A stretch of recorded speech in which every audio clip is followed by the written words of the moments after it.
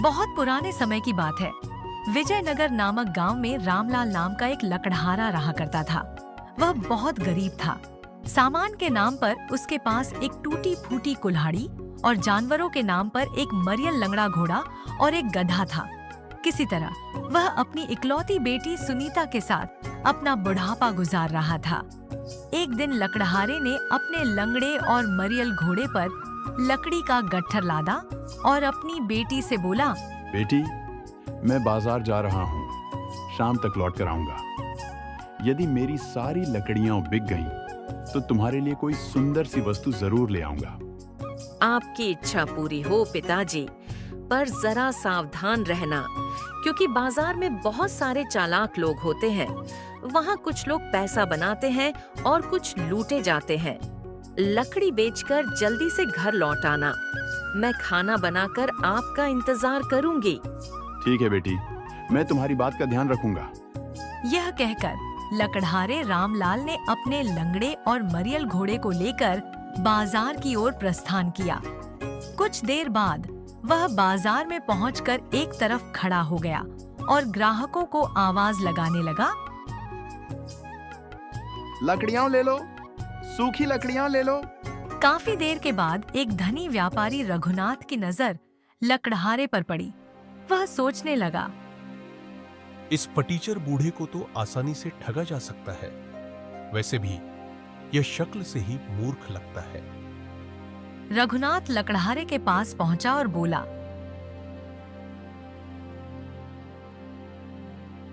ए लकड़ी वाले, सारी लकड़ियां बेचनी है? बिल्कुल बेचनी है हुजूर, लेकिन कीमत क्या देंगे? तुम ही बताओ, क्या कीमत चाहते हो? 2 चांदी के सिक्के मालिक। सौदा महंगा है। खैर, क्या तुम लकड़ियां जिस हालत में हैं, उसी हालत में बेचोगे? बिल्कुल हुजूर, भला इसमें मुझे क्या आपत्ति हो सकती है? तब ठीक है, ये लो 2 चांदी के सिक्के और अपने मरियल घोड़े को लेकर जल्दी से मेरे पीछे पीछे चलो। सिक्का लेने के बाद लकड़हारा रामलाल अपने घोड़े को लेकर धनी के पीछे चल पड़ा। वह सोच रहा था, बड़ी किस्मत से आज कमाई अच्छी हुई है। कुछ देर बाद धनी व्यापारी अपने घर पहुंचा और बोला, लकड़ियां यहीं छोड़ दो और तुम जा सकते हो। जैसे ही लकड़हारे ने घोड़े से लकड़ियां उतारनी चाही, रघुनाथ चिल्लाया, अरे रुक जाओ, ये तुम क्या कर रहे हो? हुजूर, मैं तो घोड़े से लकड़ियां उतार रहा था ताकि इसे लेकर वापस जा सकूं। अरे बदमाश, क्या तुझे सौदे की शर्त याद नहीं, जो तूने लकड़ियां बेचते समय मुझसे मंजूर की थी? कैसी शर्त हुजूर? मैं कुछ समझा नहीं। मैंने तो आपको 2 चांदी के सिक्कों के बदले सारी लकड़ियां बेची। सिर्फ लकड़ियां ही नहीं, बल्कि तूने अपने घोड़े को भी बेच दिया। तूने इस शर्त पर लकड़ियां बेचना स्वीकार किया था कि लकड़ियां जिस हालत में हैं, उसी हालत में बेचेगा। धनी की बात सुनकर रामलाल के होश उड़ गए। हुजूर, आप ये क्या कह रहे हैं? शर्त के मुताबिक अब यह घोड़ा मेरा है। तुझे अपनी कीमत मिल चुकी है, इसलिए यहां से चलता बन। नहीं नहीं, ऐसा मत कहिए हुजूर। मैं गरीब आदमी हूँ, बर्बाद हो जाऊंगा। लेकिन धनी ने उसकी एक न सुनी, बल्कि उसने आसपास के लोगों को भी इकट्ठा कर लिया और कहा, देख लो भाइयों, इस लकड़हारे की चालाकी। पहले सौदा किया और अब मुंह फेर रहा है। इसे सरपंच जी के पास ले चलो। धनी व्यापारी रघुनाथ लकड़हारे को सरपंच धर्मपाल के पास ले गया, जो उसका घनिष्ठ मित्र था। उसने सरपंच को सारा किस्सा सुनाया। सरपंच ने अपने मित्र के पक्ष में फैसला सुनाया। लकड़हारे को अपने सामान की पूरी कीमत मिल चुकी है। उसने ग्राहक की शर्त मानी थी, इसलिए दोष उसी का है। अब घोड़े पर उसका कोई अधिकार नहीं। बेचारा रामलाल अपने जले नसीब पर आंसू बहाता हुआ जब घर पहुंचा, तो सुनीता ने पूछा, बापू, आपकी आंखों में आंसू क्यों है? सब ठीक तो है ना?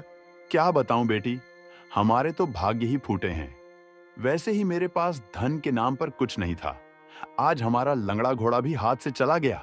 सारी बातें सुनकर सुनीता ने अपने पिता की हिम्मत बढ़ाते हुए कहा, बापू, तुम चिंता मत करो। भगवान के घर देर है, पर अंधेर नहीं, सब ठीक होगा।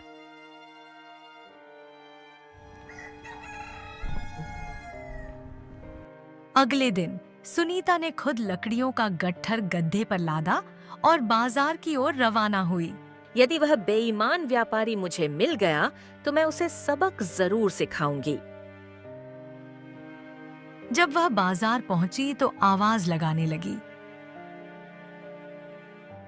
लकड़ियां ले लो, सूखी लकड़ियां सस्ते में ले लो। उसी समय धनी आदमी फिर किसी को ठगने के इरादे से बाजार में घूम रहा था। उसने सुनीता को देखा और मन ही मन बोला, वाह, आज फिर से एक शिकार मिल गया। कल लंगड़ा घोड़ा मिला था, आज लकड़ियों के साथ पूरा गधा भी मिल जाएगा। वह सुनीता के पास गया और पूछा, लड़की, क्या अपनी लकड़ियां बेचनी है? क्या कीमत है? 3 चांदी के सिक्के हुजूर। सौदा महंगा है, क्या कुछ कम नहीं करोगी? सौदा 4 सिक्कों में भी आपको महंगा नहीं पड़ेगा हुजूर। लकड़ियां बिल्कुल सूखी हैं। सेठ मन ही मन सोचने लगा, ये लड़की तो बहुत तेज लग रही है, लेकिन कोई बात नहीं, जल्दी ही इसकी सारी अक्लमंदी गायब कर दूंगा। ठीक है, मैं तुम्हारी लकड़ियां खरीदता हूं, लेकिन एक शर्त पर। शर्त? कैसी शर्त? मुझे लकड़ियां जिस हाल में हैं, उसी हाल में बेचनी होंगी। सुनीता समझ गई कि ये वही सेठ है जिसने मेरे पिताजी को ठगा था और सेठ उसे भी उसके पिता की तरह धोखा देना चाहता है। लेकिन वह घबराई नहीं। उसने चालाकी से कहा, बिल्कुल सेठ जी, मुझे आपकी शर्त मंजूर है, लेकिन आप भी मेरी एक शर्त मानेंगे। कौन सी शर्त? आपको लकड़ियां जिस हाल में है उसी हाल में खरीदनी होंगी और भुगतान भी उसी हाल में करना होगा। बिल्कुल, ये तो मेरी ही शर्त है। ठीक है, मुझे तुम्हारी शर्त मंजूर है। देर न करके अपने गधे को मेरे पीछे पीछे हाँक चल। बेईमान कहीं का, अपने आप को बड़ा होशियार समझ रहा है। जब वास्तविकता सामने आएगी तो फुट फूट के रोएगा। सुनीता यह सोचते हुए धनी के घर पहुंच गई। हुजूर, लकड़ियां कहाँ रखूं? अरे मूर्ख लड़की, तूने क्या सौदा किया था? शर्त भूल गई या मैं याद दिलाऊं? अरे मैं बिल्कुल ही भूल गई थी, माफी चाहती हूँ। अभी गधा बांधे देती हूँ। सुनीता ने चुपचाप गधे को खंभे से बांध दिया। आपका हुक्म मैंने पूरा कर दिया हुजूर। लाइए, अब मुझे भी मेरी कीमत दे दीजिए। जरूर जरूर, लो संभालो अपने सौदे की कीमत। सेठ जी, आपने लकड़ियां जिस हालत में थीं, उसी हालत में खरीदी और साथ में मेरा गधा भी ले गए। तो आपने भी यह वादा किया था कि सिक्के जिस हालत में होंगे उसी हालत में देंगे। अभी तो वे आपके एक हाथ में है। सौदे के मुताबिक मुझे सिक्कों के साथ साथ आपका हाथ भी चाहिए। सुनीता की बात सुनकर सेठ घबरा गया। उसने गुस्से में कहा, क्या बक रही हो लड़की? बक नहीं रही सेठ जी, बल्कि न्याय की बात कर रही हूँ। तभी अचानक वहाँ भीड़ इकट्ठा हो गई। सुनीता ने सारी बात गांव वालों को बताई। सभी गांव वाले सुनीता की बात से सहमत हो गए। हाँ, सेठ को अपने सौदे के मुताबिक एक हाथ देना ही होगा। अरे बेटी, ऐसा मत कर। मैं तुम्हें तुम्हारा गधा, सारी लकड़ियां और 4 चांदी के सिक्के भी दूंगा। लेकिन सुनीता टस से मस नहीं हुई। आखिरकार मामला गांव के सरपंच के पास पहुंचा। तब सुनीता ने सारी बात सरपंच को बताई। सरपंच भी असमंजस में थे, क्योंकि सेठ उनका मित्र था, लेकिन वे अन्याय भी नहीं कर सकते थे। सेठ जी, आपके सौदे के मुताबिक आपको अपना हाथ काट कर देना होगा या फिर 50 सोने के सिक्के देकर मामला निपटाना होगा। सेठ के होश उड़ गए। मजबूर होकर उसने 50 सोने के सिक्के दे दिए, लेकिन उसे यह हार स्वीकार नहीं थी। उसने एक चालाकी भरी योजना बनाई। लड़की, क्या तुम मुझसे चतुराई की शर्त लगाओगी? किस तरह की शर्त? हम दोनों एक एक अविश्वसनीय कहानी सुनाएंगे। जिसकी कहानी झूठी मानी जाएगी वह हारेगा। मैं 500 सोने के सिक्के दांव पर लगाता हूं, बदले में तुम्हें 50 सिक्के लगाने होंगे।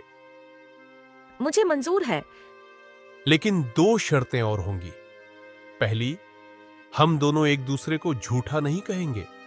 दूसरी, अगर कोई भी यह कहे कि कहानी सच है तो वही हारेगा। सेठ तैयार हो गया। सबसे पहले सेठ ने कहानी सुनाई। एक बार मुझे अपने घर में मक्के के 2 दाने मिले। मैंने उन्हें खिड़की से बाहर फेंक दिया और कुछ ही दिनों में वहां एक पूरा मक्के का जंगल उगाया। जंगल इतना घना था कि लोग उसमें भटक जाते। एक दिन मेरी 10 बकरियां उसमें खो गईं। जब पूरे मक्के के बीज को निकलकर थोड़ बाजार में बेच दिया और कुछ अपने पास रखे, एक दिन अपनी पत्नी को मक्के की रोटी बनाने को कहा। जब मैंने मक्के की रोटियां खाई तो मेरे मुंह से वे बकरियां निकलकर कूदने लगी। गांव वाले हंसने लगे। सरपंच बोले, यह तो झूठा किस्सा है। हाँ हाँ, यह झूठी कहानी है। सेठ मन ही मन खुश हुआ। अब सुनीता को मेरी कहानी को सच मानना पड़ेगा, वरना वह हार जाएगी। वाह सेठ जी, आपकी कहानी सच है। आप जैसे लोगों के साथ तो ऐसे ही चमत्कारी घटनाएं होती रहती हैं। सेठ खुशी से चिल्लाया। मैं जीत गया, मेरे 50 सोने के सिक्के दो। अरे सेठ जी, पहले मेरी कहानी भी सुनो। अब सुनीता ने अपनी कहानी सुनाई। मैंने अपने गांव के बीच में कपास का बीज बोया। अगले दिन वहां बादलों तक ऊंचा कपास का पेड़ उगाया। उसकी छाया पहाड़ों तक पड़ती थी। जब कपास पक गई तो मैंने उसे अपने भाई के साथ 50 घोड़ों पर लाद कर भेजा, लेकिन मेरा भाई और घोड़े रास्ते में कहीं खो गया। जिसके बाद खबर आई कि तुम्हारा भाई मर गया और मेरा भाई की हत्या कर दी गई थी, और वह हत्यारा और कोई नहीं बल्कि यही सेठ है। गांव वाले चौंक गए और सरपंच बोले, यह असंभव है, ये कहानी झूठी है। सेठ के चेहरे का रंग उड़ गया। उसने खुद को फंसा हुआ पाया। अगर वह सुनीता की कहानी को झूठा कहता तो उसे 500 सोने के सिक्के देने पड़ते। अगर सच मानता तो उस पर हत्या का आरोप लग सकता था। बेचारा सेठ घबरा गया। सरपंच बोले, सेठ जी, जल्दी बताइए, क्या सुनीता सच बोल रही है? नहीं, ये लड़की झूठ बोल रही है। तो अब आप हार गए। लाइए, दीजिए मेरे 500 सोने के सिक्के। सेठ ने कांपते हाथों से सोने की थैली बढ़ा दी। ये लो और फौरन यहाँ से भाग जाओ। सुनीता ने सिक्के उठाए और जाते जाते कहा, सेठ जी, 2 बातें याद रखना। कभी किसी गरीब को ठगने की कोशिश मत करना और कभी किसी को अक्ल में छोटा मत समझना, वरना अगली बार यह तुम्हारे जीवन की आखिरी गलती होगी। गांव वाले हंसने लगे और सुनीता विजयी होकर घर लौट आई और घर आकर सारी बात अपने पिताजी को बताई। जब उसके पिता ने 550 सोने के सिक्के देखे तो खुशी से रो पड़े। बेटी, मुझे गर्व है कि तुम मेरी चतुर और समझदार बेटी हो।